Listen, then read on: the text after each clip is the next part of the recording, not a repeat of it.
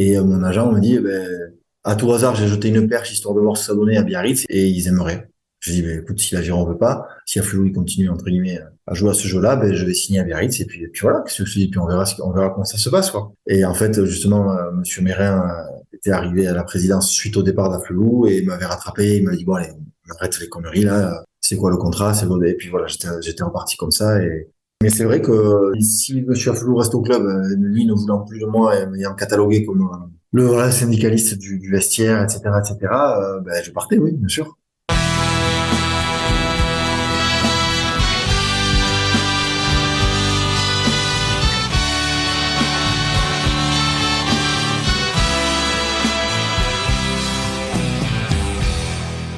Bonjour à toutes et à tous, vous écoutez En Terrain Conquis, le podcast qui donne la parole aux sportifs professionnels d'hier et d'aujourd'hui qui ont aussi conquis le terrain du business. Pour ce nouvel épisode, je reçois l'homme d'un seul club, Bayonnais pur sucre. Ce troisième ligne de devoir a fait toutes ses classes à l'Aviron Bayonnais en jeune et a poussé la fidélité jusqu'à y faire l'ensemble de sa carrière professionnelle. Top 14, Pro D2, il a presque tout connu avec les Bleus et Blancs jusqu'à la fin de sa carrière en 2018. Je reçois Jean-Jo Marmouillet. Bonjour Jean-Jo. Bonjour. Comment ça va ? Ça va, très bien. Bon, Super. je me suis permis de t'appeler Jean-Jo. Le prénom officiel, c'est Jean-Joseph. Est-ce que tu me permets de continuer cette petite familiarité ? Ouais, on va rester avec Jean-Jo, c'est bien. Ok, bon, mais c'est parfait. Bon, avant d'entrer dans le vif du sujet, petit message à ceux qui vont nous écouter. N'hésitez pas à venir au soutien en vous abonnant au compte Instagram et Twitter d'En Terrain Conquis ainsi qu'à la chaîne YouTube du podcast. Jean-Jo, merci d'avoir accepté mon invitation dans En Terrain Conquis. Tu es mon 20e invité depuis la création du podcast et le deuxième à avoir porté les couleurs de l'Aviron Bayonnais après David Roumieux qui a été ton coéquipier chez les Bleus et Blancs. Donc voilà, c'est toujours un plaisir de recevoir des anciens joueurs de cette belle région qui est les Pyrénées-Atlantiques. Et si tu veux bien, je vais rappeler brièvement ta carrière sportive. Une carrière qui a démarré chez les pros en 2006, à 22 ans, avec un premier match contre Castres. Tu as connu 12 saisons chez les professionnels, 10 en top 14 et 2 en Pro D2. Dont la toute dernière en 2017-2018, année où tu raccroches les crampons juste avant de souffler tes 34 bougies après avoir joué 186 matchs pour l'Aviron Bayonnais. Est-ce que jusque-là, j'ai pas dit de bêtises ? Je suppose, pas vérifié, mais ouais, ça doit être ça. Hein. C'est à peu près ça. Alors on peut continuer. J'ai pour habitude de m'intéresser au commencement du parcours sportif, aux origines.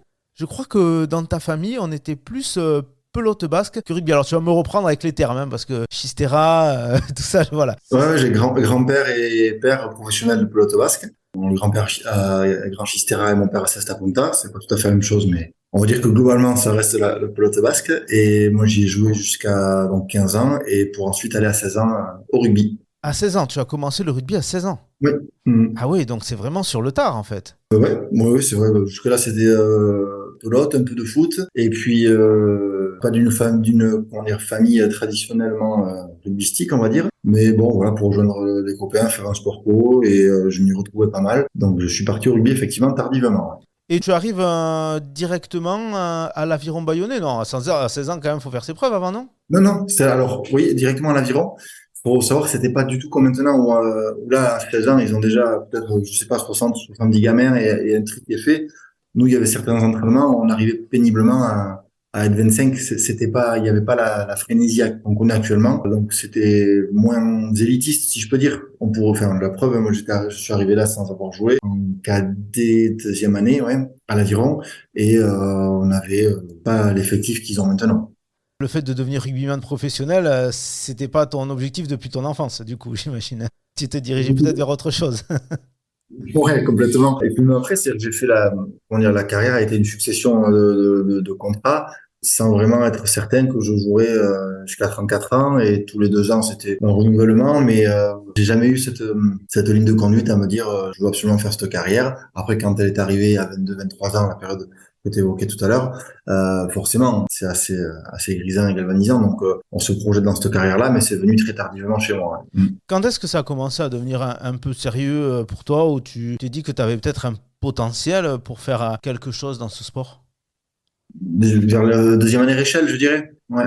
Par là, deuxième année Réchelle. Déjà, j'ai grandi tardivement. Je me suis développé physiquement plutôt à cette période-là. Et là, comme j'étais, bon, voilà, plutôt endurant et quelques qualités physiques sans être hors du commun loin de là. On sait me dire que pourquoi pas. Et puis, l'Aviron a mis un centre de formation à l'essai. J'ai eu la chance de faire partie de la première promotion l'année un peu test, quoi, pour voir si le club allait avoir l'accréditation. Et puis derrière, ça s'est fait comme ça, assez naturellement. Et je me suis pris à vraiment bosser physiquement pour projeter de devenir pro, ouais, vers 21 ans, je dirais. 20-21 ans. Quel souvenir tu gardes de cette période pré-professionnelle avec les espoirs de l'Aviron et certainement quelques derby chauds contre Biarritz, Pau peut-être Oui, oui, de cette période, je garde surtout mon groupe d'amis maintenant. C'est mes amitiés de vie. Ce sont les garçons avec qui j'ai joué à cette période-là. Cadet, Krabos, Réchel. Mon socle amical réside dans cette équipe-là. C'est resté, c'est des amis pour la vie, quoi. Voilà, on est tous témoins des mariages les uns des autres et on a monté une peña. Enfin voilà, c'est resté un groupe très très fort et c'est ce que je garde essentiellement de cette période. Alors c'est finalement en 2006, à 22 ans, que tu arrives dans le groupe professionnel de l'Aviron, sous les ordres, je crois, de Jean-Pierre Lissalde. Est-ce que tu te souviens d'un déclic ou d'un moment qui t'a permis de franchir le cap et d'avoir cette Oui, opportunité de jouer chez les pros?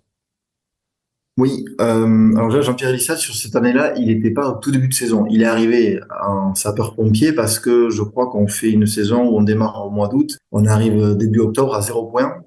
C'est une année où le stade de Jean Nouget était en travaux, donc on jouait les matchs à domicile à Aguilera. Je te laisse imaginer si ça a fonctionné l'histoire. Et Jean-Pierre arrive en cours de saison. On a 0, on est dernier évidemment. Et voilà, donc, chamboulement dans le club. Et effectivement, il a poussé un de jeunes dans le truc, quoi, se dire bon ben là, il faut y aller, il faut changer les choses. Donc moi j'ai notamment souvenir d'un match en Coupe d'Europe à Newport où on y va, mais vraiment avec une équipe très très très remaniée, on va dire, de second couteau ou d'espoir. Fait pas que, mais globalement. Et bon, voilà, on fait un match, on en prend 50 évidemment, hein, mais on est un truc genre 3 partout à la mi-temps, donc on se dit ça va le faire. Et puis au retour, on prend 50 points en une mi-temps. Mais ce match-là avait été un petit déclic et c'est à la suite de ce match que Jean-Pierre était venu me voir, effectivement, à Nissan, que je salue, pour me dire, bon voilà, ça va le faire. Maintenant, tu vas bosser physiquement, tu vas prendre du poids, mais en juillet, tu seras parmi les 7 contrats pro de l'année prochaine. C'est toujours un peu comme ça qui déclenche le truc. Hein. Et puis de là, j'ai bossé beaucoup physiquement pour vraiment prendre du poids parce que j'étais assez léger. Et puis au mois de juillet l'année d'après, j'étais parmi les 7 contrats pro en troisième ligne. Alors qu'est-ce qui a fait le plus vibrer ton cœur à l'époque? Le premier match à Jean Daugé ou la signature justement du premier contrat professionnel? Non, pas la signature. Non, la signature en elle-même, non, c'est pas ça. Non plus, je sais, ce match à Newport, par exemple, je sais que on buvait du Red Bull, des conneries comme ça avant de jouer, parce que soi-disant, c'était supposé être excitant. Je me rappelle encore en train de vomir mes tripes 5 minutes avant de jouer, parce que ben, déjà, je pense, bu trop de Red Bull déjà, et puis surtout, ouais, stressé, le truc. Enfin, voilà, bon, c'est tous ces petits trucs-là de vestiaire. C'est plus ces moments de vestiaire qui m'ont marqué que vraiment la signature du contrat. Et après, bien sûr, Jean Daugé, c'était pas à guichet fermé tous les matchs comme ça l'est maintenant, mais quand même, on a eu des très belles affiches et un stade rempli avec vraiment, bon, voilà, on connaît ce qui se passe à Jean Daugé, donc bien sûr que c'est très marquant. Avant de passer professionnel, tu avais d'autres projets professionnels? Enfin, je veux dire, au cas où si ça marchait pas, tu te dirigeais vers quelque chose par rapport à tes études ou tu savais pas trop finalement ce que tu voulais faire, hein? Alors, j'ai fait un bac ES ici à Bayonne, je suis rentré en école de commerce et j'ai eu ma licence. Du coup, j'avais 20 ans, 21 ans. Et du coup, par contre, quand j'ai eu la licence, c'était voilà, je commençais l'année d'après sans de formation. J'avais eu des discussions avec on a forcément toute une batterie de tests, de conseillers d'orientation, etc., sur la fin de licence pour voir si on continue, si on présente des concours, des écoles, etc. Et du coup, j'avais dit à mon école que, voilà, que je présenterais pas la suite parce que l'aviron montait ce centre de formation et que du coup, j'étais préposé à essayer, à tenter l'aventure. Et du coup, j'avais laissé tomber les études là après la licence. Sinon, de toute façon, je voulais faire une césure d'un an ou deux. J'avais des projets de voyage, de photographie, etc. pour faire autre chose sur un an ou deux. J'avais ça en tête vraiment. Bon, ça allait toujours, mais ça commençait à être la mode à l'époque et ça allait aussi maintenant de faire un break après un diplôme pour aller passer un an ou deux à l'étranger, que ce soit en sac à dos ou autre. Mais c'était un peu ça l'idée. Et puis finalement, ça s'est pas du tout passé comme ça. Je note que tu étais une tête quand même, parce que avoir la licence tout en menant le rugby à haut niveau, c'est quand même fort. Ouais, non, t'étais Non, mais la modeste. licence, c'était pas une licence non plus. Bon, là, une école de commerce, enfin, sans dénigrer rien ni personne. Mais faut pas croire, c'était pas non plus, c'est pas l'ENA, quoi. À l'issue de la première saison, vous terminez, enfin la première saison professionnelle, vous terminez huitième, mais bizarrement, vous étiez menacé de relégation jusqu'à la dernière journée que vous gagnez 9-6 à Brive. Et tu l'as dit dans diverses interviews, ce moment-là, il t'a marqué. Et Oui. ça reste un moment fort de ta carrière, fêté presque comme un titre apparemment. Ça a été marquant déjà parce que voilà, j'étais dans les jeunes du groupe. On est arrivé en là, sur la saison, je joue peu, je joue quelques matchs, voilà. Mais par contre, le groupe, les mecs qu'il y avait, je pense à Richard, Dourte, Louis Massabo, Jean-Marie, tous ces mecs-là qui, moi, je les voyais depuis mes jeunes années en première, et d'être avec eux dans le bus, etc. Pour moi, c'était une espèce de truc un peu de l'ordre du rite initiatique, quoi. Et c'est vrai que j'ai pris conscience de ça quand on est rentré de Brive, on gagne 9-6 là-bas. Bon, moi, je jouais pas, mais on faisait partie du déplacement. Et au retour, la sortie du bus, l'arrivée jusqu'au clubhouse de l'Aviron, c'est un truc incroyable, quoi. Effectivement, on se dit, mais il se passe quoi si un jour l'Aviron gagne un titre, quoi? Si juste pour le maintien, il y a ça. Et donc, c'est vraiment une prise de conscience de ce que les gens pouvaient vivre, ou ce que la vibration que ça pouvait amener de participer à des choses comme ça. Ça a été un moment costaud. Tu as parlé de Richard Dout, hein, qui était un peu la star de l'équipe. Il est devenu ton Ouais. entraîneur ensuite à Bayonne. Est-ce que c'était déjà ce grand râleur qu'on aime décrire un peu partout? Je ne sais pas de quoi tu parles. Oui, bah, Richard, voilà, il a un tempérament, mais c'est ce qui a fait que dans mes jeunes années, on s'appréciait bien et voilà, c'était Dourte, quoi. Enfin, pour un gamin du club, quand en soirée, tu bois une bière avec les mecs comme ça, une espèce de décalage, quoi, de se dire, qu'est-ce que je fais avec eux, quoi. Donc, il y avait un truc de cet ordre-là, qui s'est, après, bien sûr, avec le temps, c'est différent, on rentre dans un rapport différent de coéquipier, mais au tout début, il y avait une espèce ouais, de sacralisation de quelques joueurs comme ça. Donc, très heureux voilà, d'avoir partagé quelques moments avec ces gars. En jetant un coup d'œil sur tes stats pour préparer l'interview, j'ai vu que lors de la saison 2008-2009, qui est une des plus belles, hein, de l'Aviron en top 14, puisqu'il termine 7ème et rate la qualif en H-Cup à la différence de points avec Brive. Toi, tu joues qu'un match de championnat et un bout de match de challenge. Ça sent du coup la grosse blessure. J'ai cherché un petit peu, mais ouais, j'imagine que si t'as fait qu'un match, c'est que t'as dû te péter quelque part. C'est ça, l'épaule. Je me suis blessé, bon, j'étais écarté 4 mois et demi, je crois, Ah oui. mais personne n'a non plus bousculé qui que ce soit pour que je revienne vite, quoi. J'étais effectivement blessé en début de saison, je me suis blessé en Tunisie au rugby à 7. Je reviens, je me fais opérer, etc. Et puis de toute façon, ça s'orientait plutôt vers une sortie, et le club m'a rattrapé au dernier moment, quasiment mi-juin ou fin juin. Sinon, j'étais sans contrat et j'ai envisagé éventuellement de faire autre chose, le fameux voyage dont je parlais tout à l'heure, de le faire à ce moment-là. Ah ouais. Et puis, ben oui, parce que voilà, moi, à ce moment-là, je me disais pas, ben, tu sais, je vais aller jouer ailleurs, j'en sais rien. Et l'aviron n'ayant pas la volonté de me reconduire, j'ai envisagé de faire autre chose, hein. Tu parlais du rugby à 7, équipe de France à Ouais. 7. Ah oui, je Mm. ne savais pas. Donc tu as des sélections d'équipe de France à 7. Sur le circuit européen, oui. Et après, donc là, cette fameuse année-là, c'était les préparatifs pour le tournoi enfin, la tournée, c'était Dubaï-Hong Kong, je crois. Et c'est là que je me fais l'épaule. Suite à ça, ben, la blessure, etc., etc. Et très vite après, le 7 est devenu pro. Ils ont commencé à salarier les joueurs. Moi, à l'époque, on jouait pour les clubs et on était libérés occasionnellement pour aller jouer à 7. Et c'est ensuite qu'ils ont mis en place les contrats fédéraux pour prendre les joueurs à Marcoussis à temps plein à l'année. Moi, j'ai eu cette opportunité donc 2 ans après, je crois, avec Thierry Janezek. Et pour le coup, on avait d'autres entraîneurs à Bayonne. J'avais re-signé avec le club.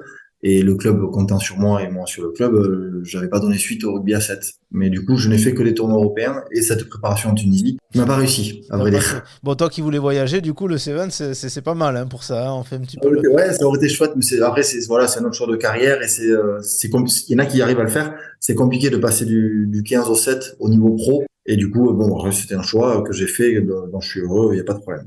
À ton poste à Bayonne, il y a un joueur qui s'appelle Rémi Martin, international, champion de France avec le Stade français, bref, dur à bouger quand même, hein. Est-ce que cette concurrence t'a parfois fait réfléchir sur l'opportunité d'aller voir ailleurs? Tu m'en as un petit peu parlé d'ailleurs. Oui, plusieurs fois. Enfin, Rémi comme d'autres. Le truc, c'est quand t'es le petit du club, forcément, tous les ans, tu repasses le bac, quoi. C'est les recrues arrivent et tu sais très bien que les recrues, bon, ben, c'est le principe du sport. Si t'es pas d'accord avec ça, il faut pas faire ce métier-là. Donc, effectivement, il y avait ce côté, bon, Rémi est un exemple parce que médiatique etc. Mais c'est le cas, quel que soit le joueur, en fait, quelle que soit sa renommée, tous les ans, il y a les recrues et ben, il faut se battre avec les recrues, mais c'est pas pour autant qu'il n'y a pas d'entente et au contraire.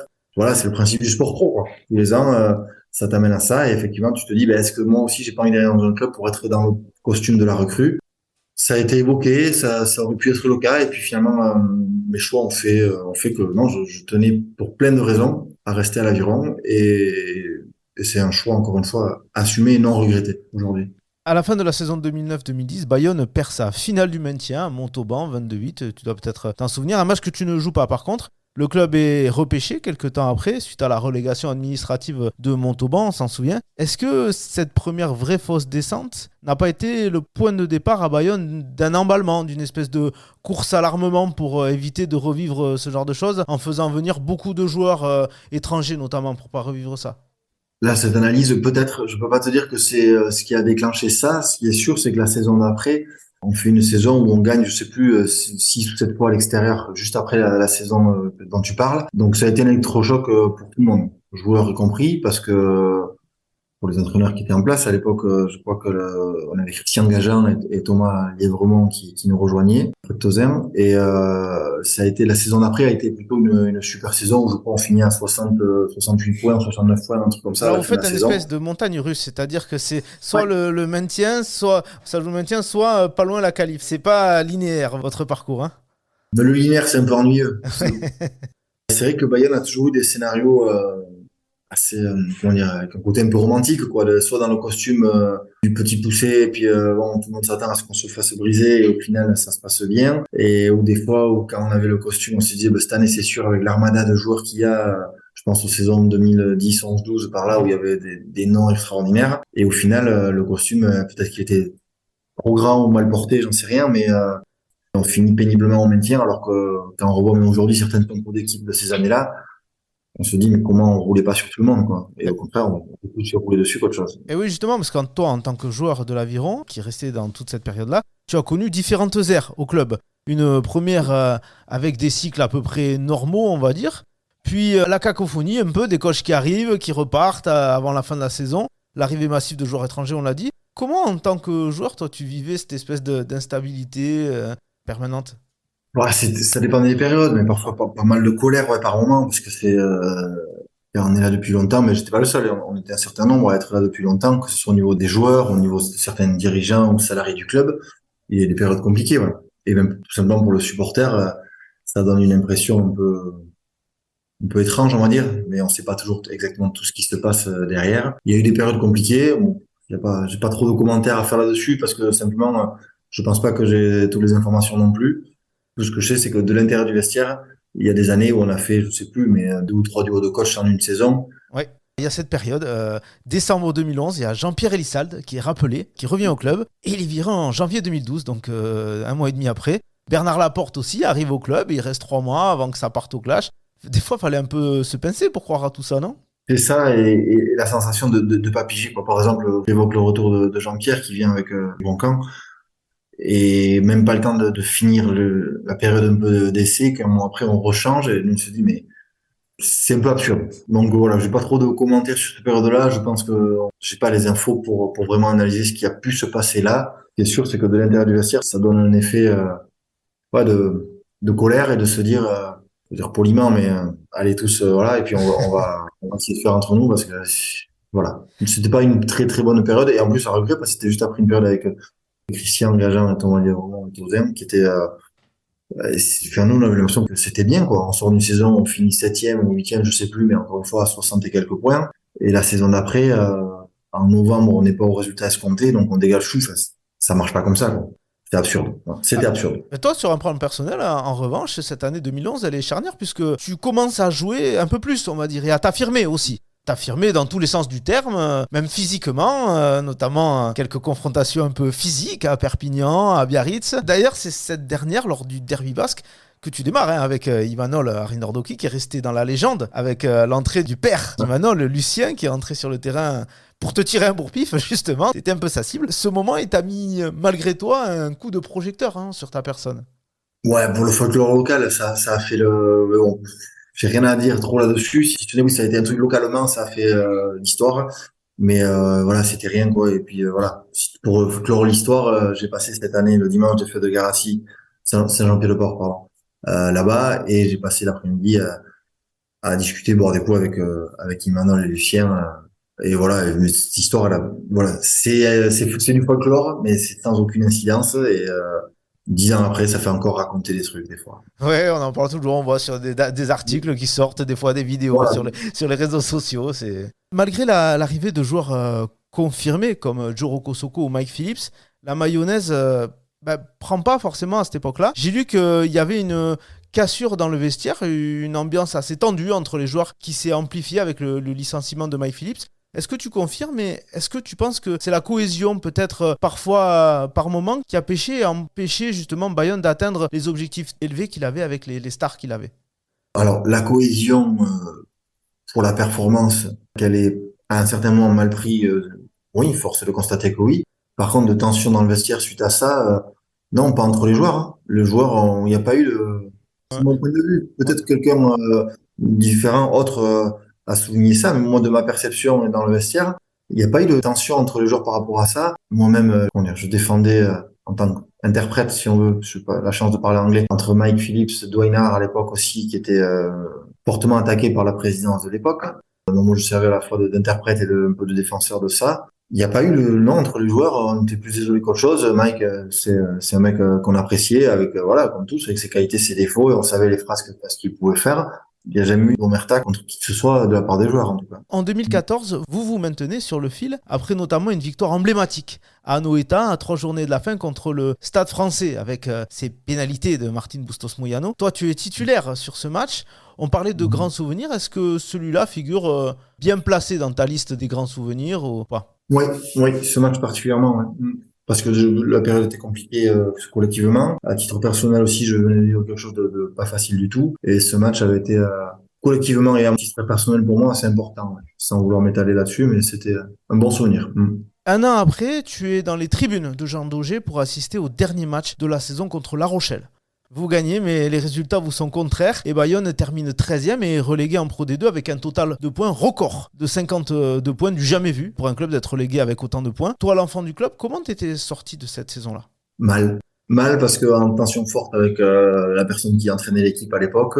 Et c'est là où vraiment une saison pour moi en termes de gestion collective, de démagogie des personnes, tout ce qu'il y a pu y avoir là sur le club, j'avais été pas mal écœuré ouais, de cette saison. Saison compliquée, j'avais eu un accident de moto, donc j'avais passé 4 mois et demi sans jouer. J'étais revenu, je sais plus, en janvier ou février, en match en Coupe d'Europe. Et j'avais assisté de l'extérieur, en fait, les 5 mois de convalescence avec l'accident avait fait que j'avais vu ça d'un œil un peu extérieur. Et ça m'avait pas vraiment plu ce que j'avais pu voir plus humainement qu'autre chose dans cette période-là. Mais bon, après la relégation, elle a été dure, elle a été chaotique. Il y a eu toutes les histoires de fusion du club en même temps, etc.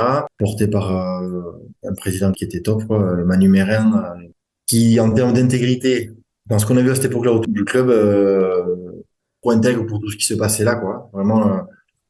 Il n'est pas resté longtemps Et d'ailleurs, hein. ouais, mais moi j'avais été désolé pour lui parce que c'est un mec, Manu Mérin, c'est un mec extraordinaire et il est arrivé dans une période avec certaines personnes autour, c'était pas très beau, quoi. Donc j'étais vraiment désolé pour lui, pour nous, pour le club, la descente. Et puis après, par contre, ben, mal pour un bien, hein. C'est-à-dire que derrière ça, on vit une saison extraordinaire avec une équipe de tricards, comme on disait, en Pro D2 et on fait la remontée. Et c'est peut-être la plus belle saison qu'on ait vécue en tant que sportif, cette période-là, quoi. L'entraîneur, c'était Patricio Noriega, de mémoire, sur cette dernière année de top 14 en 2015. Et tu as parlé de fusion, tout était ficelé finalement, hein, même jusqu'à l'entraîneur, hein, qui devait être Patricio Noriega, de cette entité basque. Toi, tu faisais partie des heureux élus qui s'étaient vus proposer un contrat dans cette nouvelle équipe, ou c'était le flou aussi, pour en avoir parlé à quelques joueurs, c'était flou pour certains et difficile d'envisager l'avenir à ce moment-là? Ouais, difficile, ouais. J'avais été effectivement compté parmi ceux qui feraient partie de l'aventure. C'était compliqué. J'y étais parce que enfant du pays, du club, etc. Et sans être dupe du fait que j'y étais parce que plus par ma position, enfin voilà, c'était plus politique qu'autre chose parce entre Monsieur Noriega et moi, c'était pas le grand amour. Du coup, forcément, ça se fait pas et lui il s'en va. Et comme tu l'as dit, j'en ai parlé un petit peu avec Martin Bustos Moyano. Il y a une époque où apparemment vous étiez 8-10 à l'entraînement, on savait pas qui c'est qui allait venir, qui c'est qui repartait, des jeunes, etc. Et comme tu l'as dit, vous êtes reparti de presque rien. Et au final, vous reconstruisez quelque chose et vous faites une saison magnifique, quoi. Ouais, on démarre, on est 18 contrats pro au mois de juillet. Après, voilà, ça recrute, le club trouve des joueurs, certains qu'on ne connaît pas, enfin, la plupart d'ailleurs, hein. Et puis au final, il se passe un truc, je sais pas comment le qualifier, alors pas magique du tout, hein, parce que je crois pas en ça, mais humainement, il se passe des choses costauds, donc ça prend. On a l'arrivée de Vincent, Cheto, de joueurs dans le vestiaire. Je pense à Pablo Ouete ou Julien Janet. Voilà, c'est des mecs qu'on découvre et qui s'avèrent être des tauliers. Et puis ça prend une vitesse dingue.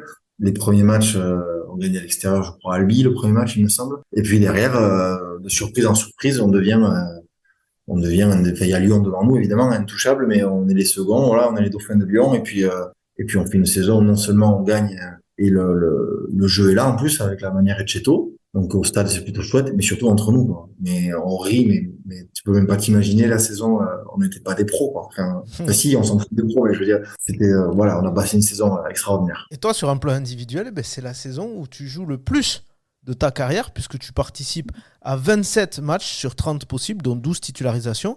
Tu joues ta première phase finale avec le club, alors certes c'est pas en top 14, mais phase finale quand même, et tu entres en jeu lors de la finale d'accession gagnée contre Aurillac. Est-ce que c'était, à 31-32 ans, peut-être ta saison la plus heureuse avec l'Aviron Bayonnais? Heureuse, c'est sûr, parce que rire comme ça, ça, je suis pas que heureux. J'ai pas, alors, je suis pas du tout sur les chiffres. Là, ce que tu me dis là sur les chiffres, tu me l'apprends. J'avais jamais eu ce recul-là. Parce que je te cache pas que je m'en fous un peu, mais je veux dire, heureuse, ouais, parce que voilà, déjà, tu gagnes pas tous les week-ends, mais quasiment. Parce que le cadre, il est avec une méthode qui marche, avec Vincent et avec des Walls Sénécal qui est très différent, mais du coup, des Walls Sénécal a mené devant une exigence, une rigueur, une dureté, et Vincent derrière, voilà, un cadre de jeu qu'on lui connaît, qui est hyper débridé, qui marche bien, avec une technique et une vision qui correspondait parfaitement au groupe qu'on avait. Donc on avait un peu ces deux faces-là, et c'était très complémentaire. Et puis voilà, bien sûr la saison la plus heureuse, c'est sûr, ça c'est sûr. La saison suivante, Bayonne présente une équipe un peu trop légère pour le top 14 et termine dernier. À la fin, vous prenez raclée sur raclée. Et ton dernier match de top 14, c'est un Toulouse-Bayonne que vous perdez également 40-12. Et c'était aussi le dernier match en carrière de Thierry Dussautoir. Alors, je ne sais pas si sur le moment, ça avait de la valeur pour toi, mais un beau symbole quand même de faire son dernier match de top 14 en même temps qu'un joueur comme Thierry Dussautoir. Ouais, ouais, oui, c'est très, ce que tu évoques, anecdotique, de se dire, ma dernière en top 14, c'était en même temps que sa dernière à lui. Je me rappelle de ce match. On en prend 40, mais on fait un match plutôt pas mal à Toulouse, même si bon, le score le reflète pas. Et on avait bien bataillé, ouais, on avait fait un bon match. On était content de ce dernier match, quoi, même si on en prend 40. Et le fait que ce soit la dernière de Thierry Dussautoir, oui, oui, ça rajoute au truc, quoi. Toi, à ce moment-là, bon, le Club des Saints, est-ce que tu sais que la saison que tu vas faire en Pro D2 et du coup que tu quittes le top 14, c'est la dernière fois que tu joues en top 14? Est-ce que tu sais que la fin arrive et que tu l'as planifié déjà? J'ai planifié parce que enfin, la dernière saison, le contrat que j'ai décroché, le dernier là, il était concomitant avec les études que j'avais reprises. Et comme ça, j'avais mon dernier match et le diplôme dans le même mois. Et la création d'entreprise ensuite dans la foulée. Donc c'était planifié comme ça. Je voulais absolument essayer de maîtriser ça et de décider de la fin de ma carrière. Et pas attendre un contrat qui n'arrive pas ou aller jouer ailleurs, etc. Je voulais pas une sortie comme ça. Je voulais, donc, je savais en 2016 quand je signe mon dernier contrat que c'est un 2 ans et que ça correspond à au moment où je présenterai mon diplôme de design d'espace et que ça serait concomitant et voilà. Comme ça c'était acté et j'ai eu la chance de pouvoir faire un dernier match en connaissance de cause sans me dire, enfin voilà, tu vois ce que je veux dire. Tu avais 33 ans quand tu as raccroché. Tu parles aussi de raison médicale. Tu dis que tu souffrais de... Alors, je ne suis pas médecin, hein, donc arthrodèse des cervicales. Est-ce que c'était la raison ou aussi est-ce que tu trouvais pas Pierre Berbizier un peu trop rigide finalement? Non, non, anecdotique. Non,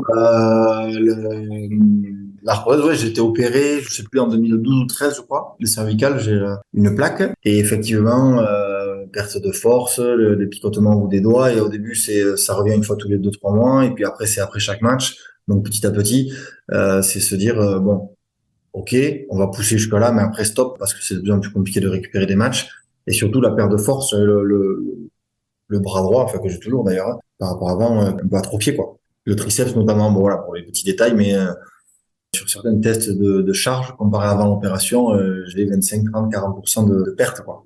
Ton dernier match avec l'Aviron, c'est un Bayonne-Colomiers à Jean Daugé. Tu sors avant la fin de la partie et tu reçois une standing ovation du public bayonnais.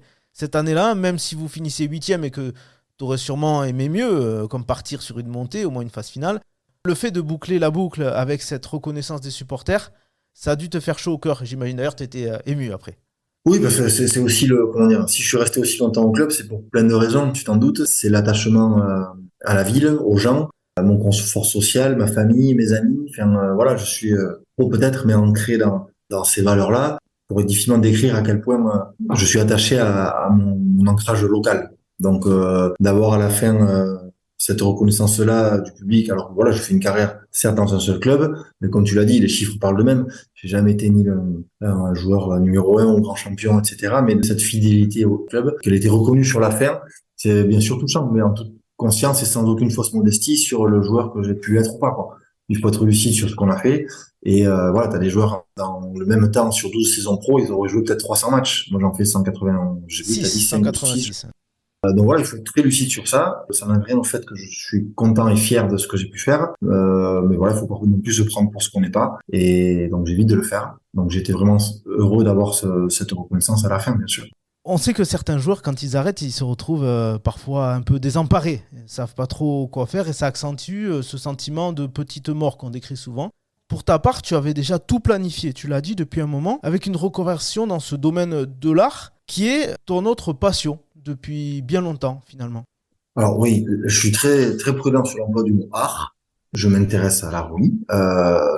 J'ai eu la chance de faire un peu de photographie, la chance d'exposer une fois ou deux. Ensuite, ce que j'ai fait effectivement, c'est une mise à niveau en art appliqué au conservatoire à Bayonne, là, à 30 ans. Et ensuite, un BTS design d'espace. Ce que je fais aujourd'hui n'est pas de l'art, hein. Je fais du design d'espace, on fait de la maîtrise d'œuvre, de l'architecture d'intérieur. Bon, c'est artistique Euh, quand même. J'ai vu quelques photos dans le décor, c'est beau quoi. C'est gentil. Non, mais voilà, on dissocie l'art, tu vois, par le tableau que tu as derrière toi, le Vermeer, c'est de l'art. Ce qu'on fait nous, c'est plutôt des arts, ce qu'on appelle les arts appliqués, quoi. J'aime pas y donner ce n'est pas de l'art d'ailleurs. C'est de la pratique, c'est de la logique, mais c'est voilà, de combiner ça, quoi. Mais en tout cas, c'est comme pour reprendre ce que tu disais, oui, c'est des choses qui m'ont intéressé. Alors pas depuis toujours, ça m'est venu plutôt passer la vingtaine, 23, 24 ans, m'intéresser à la photo, à la littérature, à différentes choses, mais ça m'est venu tardivement. Tu devais susciter une certaine curiosité dans le vestiaire et même dans le milieu. C'est pas banal, un rugbyman à l'âme artistique, on va dire. Je pense qu'il y en a plus qu'on ne le croit. Ah, on veut des noms. Hein. On veut des noms alors. Parce que... Non, sans en avoir, mais c'est plus de la curiosité qu'autre chose, quoi. Et voilà, effectivement, j'ai pu me faire chambrer par quelques coéquipiers. Je pense à Arganez qui m'a appelé Ernest pour Hemingway. Puis voilà, oui, parce qu'il me voyait comme bouquin à la main dans le bus. Et donc, j'ai pu me faire chambrer par deux, trois coéquipiers. Mais j'avais aussi un très bon compère pour ça, c'était Vincent Inigo, lui qui s'est reconverti dans la photographie et la vidéo et qui en fait son métier, qui est très bon là-dedans, maintenant très reconnu. On s'est formé en même temps, on a fait une formation d'un an en photographie avec le même enseignant, enfin, quand il était à Bayonne. Donc il y a son frère aussi qui est dans le même cas de figure. Donc je pense qu'il y en a d'autres. C'est pas incompatible du tout. Est-ce que Arrête Siguinis, avec qui tu as commencé, tu as fait toute ta carrière avec lui, tu as réussi à le convertir petit à petit à l'art et à cette passion-là? Alex, il a une autre approche. J'ai rarement vu quelqu'un d'aussi pragmatique et cartésien qu'Alex. Et il a besoin, et il y arrive, de tout piger, tout comprendre. Et il a une curiosité, mais monstre, qui est différente de la mienne. Genre une curiosité pour explorer, mettons, des sujets que certains peuvent considérer étranges ou bizarres, peut-être, admettons, pour reprendre ce que tu disais tout à l'heure. Alex, mettons, il construit sa maison. À la fin du chantier, il est plus compétent que le maître d'œuvre, qui, mais réellement, hein, il n'en est pas à son premier coup sur l'immobilier, par exemple, mais c'est quelqu'un de très méticuleux et qui a une capacité de compréhension très costaud et surtout un grand besoin. Et l'un, en général, ne va pas sans l'autre. Tu as repris des études sur la fin de ta carrière, tu me l'as dit. Comment tu as fait tout simplement pour tenir entre les cours, le rugby pro? Et effectivement, un peu en dette d'énergie sur les dernières années parce que ben, c'était 7h15, on était au café ben, justement avec Alex, que tu évoquais, Greg, Jean, Guillaume, je crois, qui venaient le matin boire le café au club avant que les autres arrivent. On finissait à 13h30, 14h à peu près, et moi de 14 à 18, je repartais en cours. Et puis le soir, je rattrapais les cours que j'avais pas fait le matin. Donc c'est vrai que la fin était un peu, voilà, ben après, bon, je me suis blessé un peu plus, ou en tout cas pas les grosses blessures, mais plus de mal à récupérer des matchs, ce que j'évoquais tout à l'heure pour les cervicales. Certainement que le fait d'avoir repris l'école n'a pas aidé non plus sur la récupération, et c'est vrai que sur la fin, voilà, j'étais l'esprit occupé par plusieurs choses, quoi. Mais bon, voilà, je me suis passionné pour ça, et puis voilà, ça se fait, hein, c'est pas Ok. impossible, mais c'est sûr que le rythme que j'ai eu sur les 3 dernières années, j'aurais pas pu l'avoir sur 12, ça c'est sûr. Et puis bon, bah, les lendemains de troisième mi-temps ne sont pas les mêmes quand on a 18 ans et qu'on est étudiant que quand on a 30. Donc Oui, il faut plus de temps pour s'y replonger. c'est sûr. Mais après aussi, moi j'ai fait beaucoup de troisième mi-temps justement jusqu'à 30. À partir de 30, pour plein de raisons personnelles, j'en ai fait beaucoup, beaucoup, beaucoup moins. Et je suis passé de quand même assez bringueur à très, ouais, très, très posé à la trentaine, à 30 ans. Quand et comment l'idée est venue de monter ta société, Carré Chroma? Avec celui qui aujourd'hui est mon associé, qui est un ami d'enfance, ben, justement avec qui je jouais en cadet à l'Aviron, Fabrice Bisota, sur des discussions qu'on a pu avoir quand j'avais, je sais pas, 26, 27 ans, sur la façon de concevoir le travail, l'engagement. Je me rejoignais sur pas mal de termes comme ça, de valeurs, et on s'était dit qu'on ne pourrait pas bosser ensemble plus tard quand j'aurais fini de jouer. Et c'est lui qui m'a poussé là-dedans. Il m'a dit, mais tu t'intéresses à l'art, tu fais de la photo, tu lis, forme-toi techniquement au dessin, parce que si tu ne fais que véhiculer une image de boîte, vendre de la boîte, en gros, faire de la RP, ça va pas te suffire. Il faut que tu ailles dans la conception. Et donc, je me suis renseigné, puis j'ai intégré l'école à Bayonne, à l'école d'art, et ensuite le BTS à Campo de design d'espace, et pour ensuite monter la société Carré Chroma. Et puis voilà, c'est lui qui a été qui m'a insufflé ce désir-là. Ça, tu l'as fait tout de suite après l'arrêt de ta carrière? La création, Ouais. ouais, 8 mois après. D'abord, j'étais en stage chez lui, parce que Fabrice, il a une société qui s'appelle Créaos, qui fait de la villa, de l'architecture. J'ai fait mon stage d'études dans cette société. Ensuite, de juillet à janvier, en stage toujours. Et puis en janvier, j'ai créé les statuts de la société. Et aujourd'hui, on a constitué un GIE, un groupement d'intérêt économique, dans lequel il y a 4 sociétés. On partage les mêmes bureaux. On est 4 sociétés dans les mêmes bureaux. Et c'est là où je suis ce matin. Quand on débarque dans un milieu professionnel qui est assez différent du précédent, le rugby et ce que tu fais actuellement, on peut avoir parfois le sentiment de devoir montrer 2 fois plus pour être crédible. Est-ce que ça a été ton cas d'avoir cette envie de prouver que tu n'étais pas que Jean-Jo, le troisième ligne de l'Aviron Bayonnais? Oui, oui, oui, bien sûr, on a un syndrome d'imposteur, ouais, complètement. De se dire, voilà, il a du réseau, donc il bosse, mais ce qu'il fait, est-ce qu'il le fait bien? On sait très bien que les gens nous attendent pour ça, ce qui est légitime quelque part. Et donc, du coup, oui, ça amène à se dire, il faut montrer patte blanche, ouais. Mais il faut aussi montrer ses limites. Par exemple, dans ce que je fais, il y a les artisans avec qui je travaille qui ont une part très importante. Et les premières années de chantier, techniquement, forcément, il y a des besoins, des connaissances qu'on n'a pas directement ou qu'on va chercher auprès de gens spécialistes qui sont les artisans et être transparent avec eux à dire, voilà, nous dessiner, faire des belles choses, on sait faire. Par contre, techniquement, j'ai besoin de m'appuyer sur vous. C'est une façon aussi de se mettre à nu devant ses collaborateurs et ou que ce soit les salariés, les collabs, les associés, peu importe, et dire, voilà, j'ai besoin de l'expertise de quelqu'un, je vais la chercher, et j'accepte, moi j'en amène une certaine, et puis quelqu'un d'autre en amène une autre, et j'essaie de fonctionner comme ça dans mes relations de travail.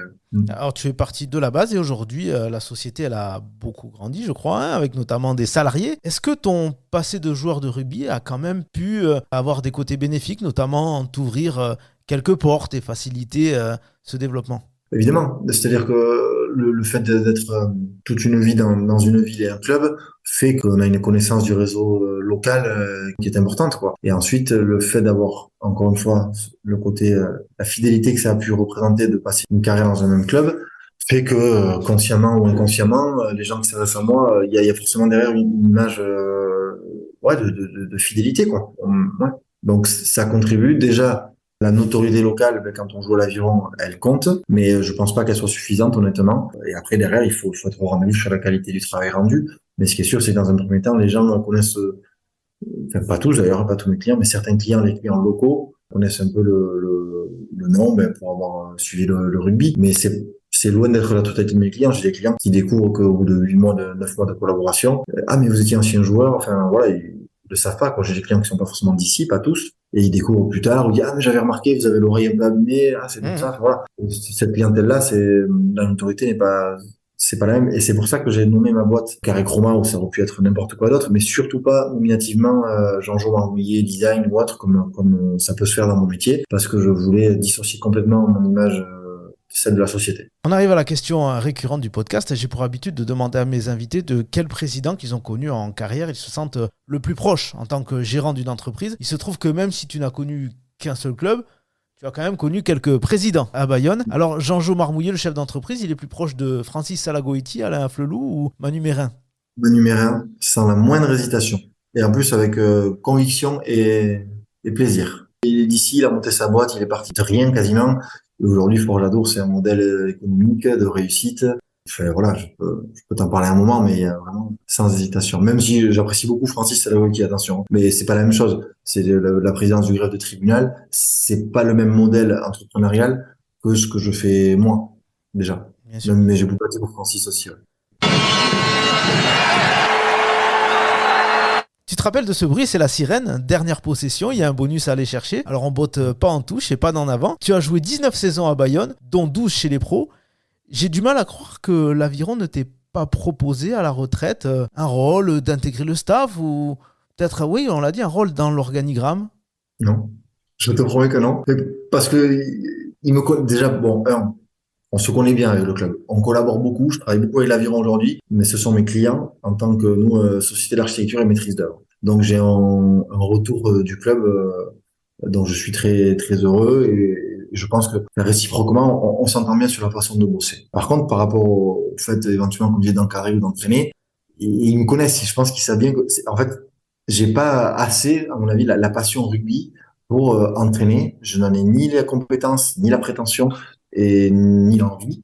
C'est pas ce que je souhaite faire, quoi. Et ils le savent, sans se l'être dit, je pense qu'ils le savent très bien. Et une fois, en plaisantant avec un des dirigeants qui est mon interlocuteur, pardon, principal dans nos échanges avec le club, il m'a dit, ah, tu veux pas revenir là, faire la touche? Mais enfin, c'était plus sur la plaisanterie que réellement, besoin. Voilà, on en a rigolé parce qu'il savait très bien. Je dis, ouais, bouge pas, j'arrive, je suis là demain.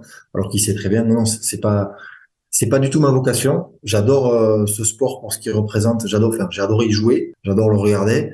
J'adore ce qu'il a représenté comme exutoire et comme révélateur un peu de caractère humain, chez soi comme chez les autres. Mais je pense pas avoir la vocation d'aller entraîner, de gérer les groupes. Voilà, il y a trop de choses qui m'ont dérangé. Dans mon vécu avec le club, il y a trop de choses humainement qui m'ont pas trop plu. Donc voilà. Tu es l'homme d'un seul club, on l'a dit. Mais tu as aussi refusé quelques sollicitations de l'extérieur. J'ai même lu que tu avais été très proche une année de rejoindre le Biarritz Olympique, le voisin. Est-ce que tu confirmes? Est-ce que c'est le club que tu as été finalement le plus proche de rejoindre? Il y avait Biarritz la même année, Perpignan. Biarritz, c'est un peu du ragot là. Enfin, oui, je confirme 100% et sans problème. C'est qu'à l'époque, le président, je peux citer, c'était à Flelou. Comme j'avais justement défendu Dwayne Hare et Mike Phillips, j'étais un peu catalogué, fauteur de troubles, la soirée pour laquelle ils Syndicaliste? ont.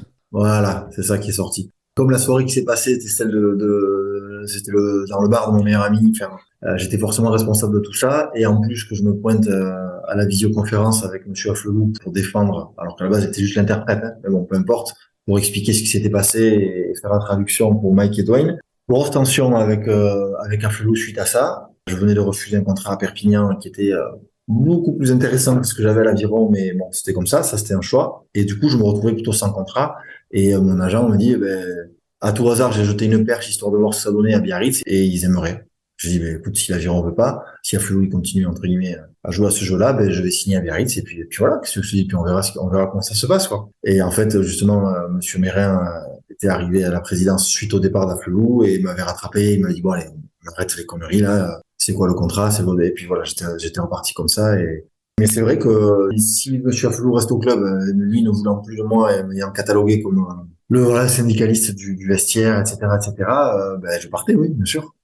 Je partais. Et je conclus avec cette dernière question. De quoi tu serais le plus fier qu'un de tes enfants te dise papa, je veux être rugbyman ou rugbywoman à l'Aviron bayonnais comme papa, ou papa, je veux être designer comme papa. Et pourquoi ça serait l'un ou l'autre? Pourquoi pas les deux?